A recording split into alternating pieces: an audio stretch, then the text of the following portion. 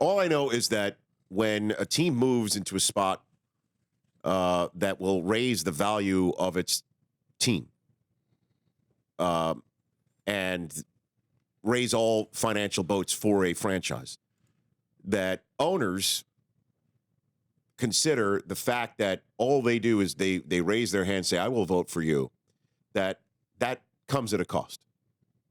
All right? So if your team is now going to be worth more than my team because I'm raising my hand saying, yes, you may move. You need to put some money back in my pocket. Correct. That's the way it works. I mean, think about it. Stan Kroenke had a team that was worth what, supposedly? 26th, right when the Rams moved. If that's the number, they were the 26th or 27th most valuable team on the Forbes list when they moved.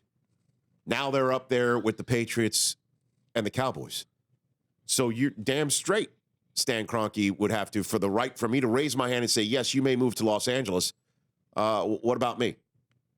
And so for the Raiders to go to Las Vegas, and then let's be honest, the league, as we all know, has been considerable. That I know for a fact that there are a handful of things that have folks in 345 Park Avenue wringing their hands over what can somehow turn fans off from watching this game. And obviously, if people think that it's not competitive, that it's fixed, is one of them.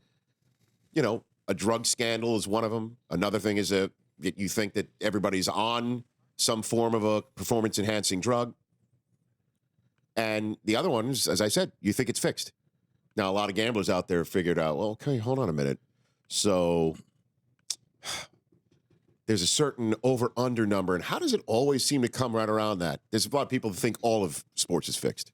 You can't get past that because these people are too deep in their gambling hell. I don't know any of those people. Okay, but friends, the NFL has been genuinely concerned about the gambling community for a long time. We go all the way back to Alex Karras, the Lions.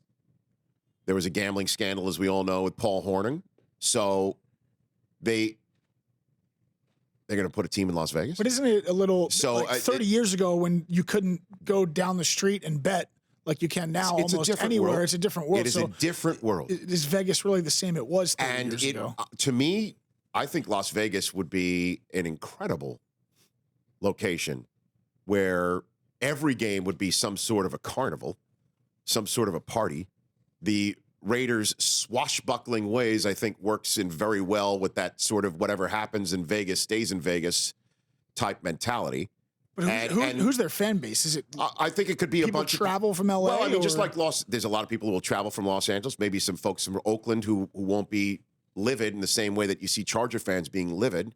Maybe they'll go.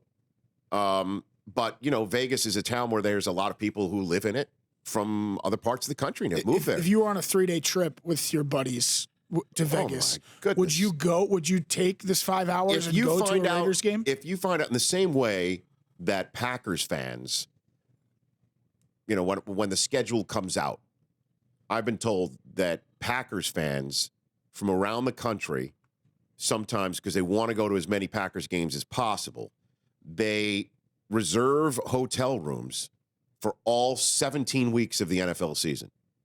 And then when they find out when the Packers are on the road, they cancel those hotel room dates for the Packers road games. So they know that they've got something in their pocket for the Packers home games for them to go to. I've been told that happens. Smart move. In the same way, when the Raiders schedule comes out, I think fans from around the country, certainly in cold weather cities, they're going to start seeing, okay, when does my team go to Vegas in December? I think there's going to be a ton of migrating football fans to that city to just have a 3-day weekend, and they best budget for it. Let's say it hits. Let's say this happens. I think Super Bowl 50, Super Bowl 55 I don't in Vegas? think, let's say. I have no idea how long it's going to take for a stadium to be built. Yeah. Obviously, Atlanta's got to be first. I mean, if you build it, usually the Super Bowl comes. That's the way it works. Unless, of course, you're building something in a frigid, cold weather site. They made an exception for the Jets-Giants stadium.